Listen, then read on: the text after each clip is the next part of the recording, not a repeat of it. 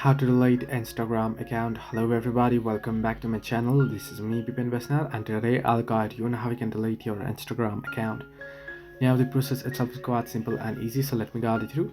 You're gonna open up Instagram application, make sure you're logged into your account that you wish to delete. Tap on the profile icon at the bottom right corner of your screen and then tap on the hamburger icon at the top right corner. Once you do so, you wanna select the option settings and privacy, and you wanna head into account center. Under account center, you'll find the option personal details there. Let it load up, it's taking some time to load up, so you wanna tap on it and you can see personal details. You wanna tap on it.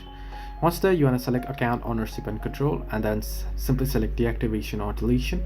Select your Instagram account. If you have multiple accounts linked, simply tap on it, and then you wanna select the option delete account. Make sure that the blue check mark or the blue circle is on delete account option. Tap on continue. It'll ask you for password, enter in your password, and you'll be able to delete your account.